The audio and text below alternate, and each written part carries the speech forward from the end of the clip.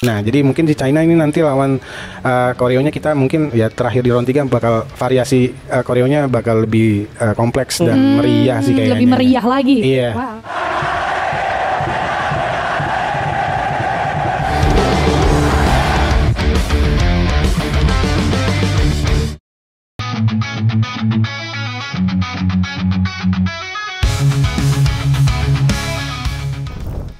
Ketika semangat Garuda berkobar di tribun, justru muncul suara sumbang dari seberang negeri.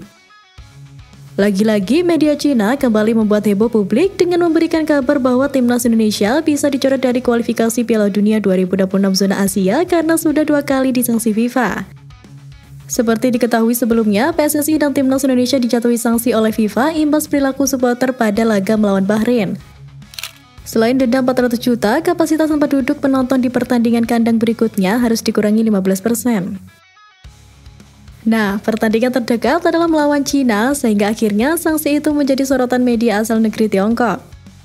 Mereka meyakini hukuman itu menjadi kabar baik jelang duel di Stadion Utama Gelora Bung Karno, Jakarta pada 5 Juni 2025 mendatang.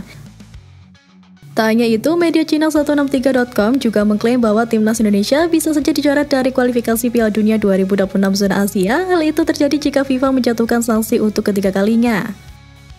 Sontak, hal ini merupakan kabar baik bagi timnas Cina. Pasalnya, markas timnas Indonesia yakni SUGBK dapat menampung 77.000 orang.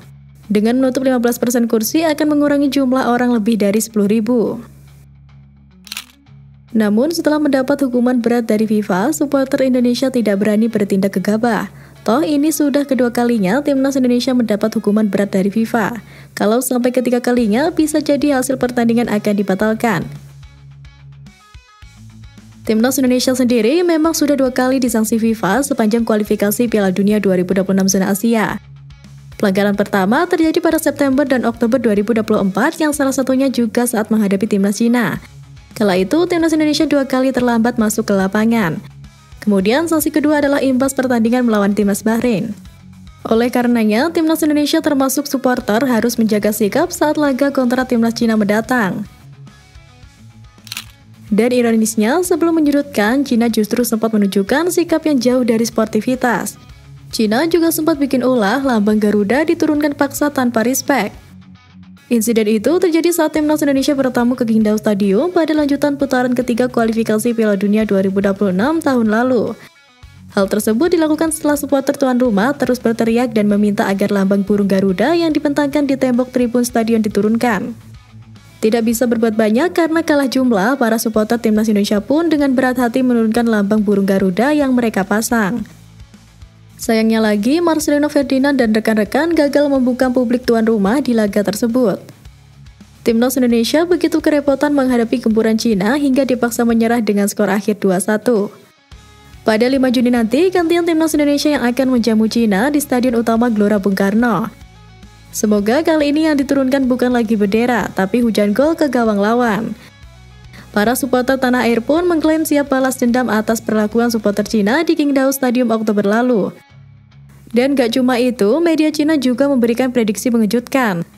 Salah satu media Cina, Sohu, memprediksi Zhang Yuning dan rekan-rekannya akan lebih mudah menang atas Indonesia ketimbang Bahrain.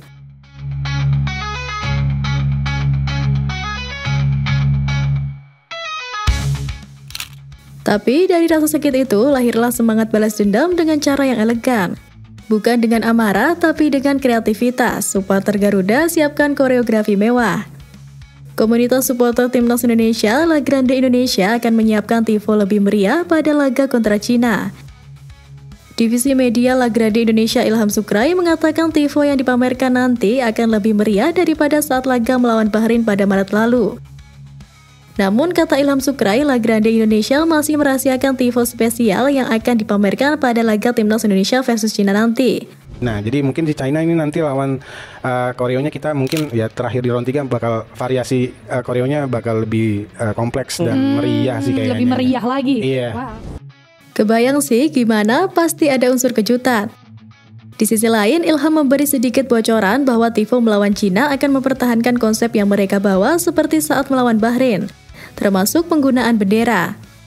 Tifo dengan latar Kartins piramid yang menjadi puncak tertinggi Gunung Jayawijaya itu melambangkan bahwa timnas Indonesia ingin menggapai puncak tertinggi. Lalu terdapat detail di sayap Garuda yang menampilkan corak dari batik khas dari Sabang hingga Merauke. Maknanya, perjalanan Garuda mendapatkan dukungan dari masyarakat Indonesia. Selain itu, dada Garuda yang bertuliskan angka 45 mengusung filosofi sejarah mengenai perjuangan pahlawan Indonesia yang membawa bangsa ini meraih kemerdekaan pada 1945. Detail lainnya yakni terdapat bulan biru yang melambangkan sebuah momen bersejarah dan sangat jarang sebelumnya terjadi. Kurang lebih konsepnya mirip dengan saat melawan Bahrain. Namun mungkin akan ada beberapa detail dan kejutan baru yang disiapkan khusus untuk menciptakan atmosfer yang lebih emosional dan membakar semangat para pemain di lapangan. Jadi kita tunggu saja bagaimana kejutan visual dari La Grande Indonesia akan kembali menyulut euforia di stadion. Sebelumnya, tifo Garuda Show Your Dignity yang membentang dalam laga Timnas Indonesia versus Bahrain pada Maret lalu sempat menjadi sorotan dunia. FIFA langsung memberikan penghargaan untuk koreografi yang ditampilkan dalam pertandingan tersebut. Penghargaan itu membuktikan bahwa kreativitas, loyalitas, dan semangat juang supporter Indonesia telah diakui di level dunia.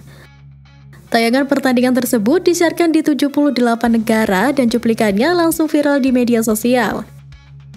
Presiden FIFA, Gianni Infantino, secara langsung mengakui bahwa koreografi Garuda Raksasa di GBK adalah yang terbaik sepanjang tahun 2025. Menurutnya, koreografi ini tidak hanya memukau secara visual, tetapi juga memiliki makna yang mendalam dalam membakar semangat tim. Ini adalah contoh bagaimana sepak bola bisa menghadirkan seni dan semangat nasionalisme dalam satu momen yang epik. Hal ini membuktikan bahwa supporter Indonesia bukan hanya memberikan dukungan, tetapi juga menjadi faktor psikologis yang mampu melemahkan mental lawan.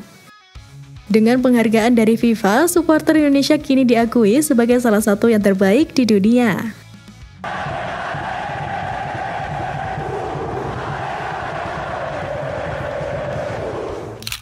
Lebih dari itu, supporter Garuda juga siapkan kejutan untuk Patrick Kluivert. La Grande Indonesia menyiapkan hadiah untuk Patrick Kluivert jika Timnas Indonesia bisa mengalahkan Cina di Stadion Utama Gelora Bung Karno pada Juni nanti. Namun sebelum itu, La Grande menilai Patrick Kluivert perlu menunjukkan prestasi terlebih dahulu. Hal tersebut disampaikan oleh Ilham Sukrai dari Divisi Media La Grande Indonesia dalam podcast Sabtu kemarin. Sebagai supporter itu simpel, kalau mau dipercaya kasih saja kemenangan. Supporter paling setia dukung timnas, tapi kalau pelatih datang ganti terus ya harus buktiin dulu. Ketika ditanya kapan nama Kluivert akan mendapat chat dari tribun penonton, Ilham menyatakan bahwa hal tersebut terjadi secara spontan dan tak bisa direncanakan.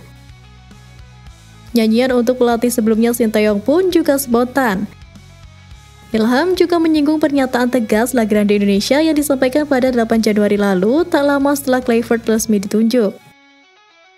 Dalam pernyataannya saat itu, La Grande menuntut agar timnas langsung lolos ke Piala Dunia 2026 dengan finish sebagai runner-up grup di putaran ketiga. Menurut Ilham, desakan itu logis karena pergantian pelatih biasanya diiringi dengan peningkatan target.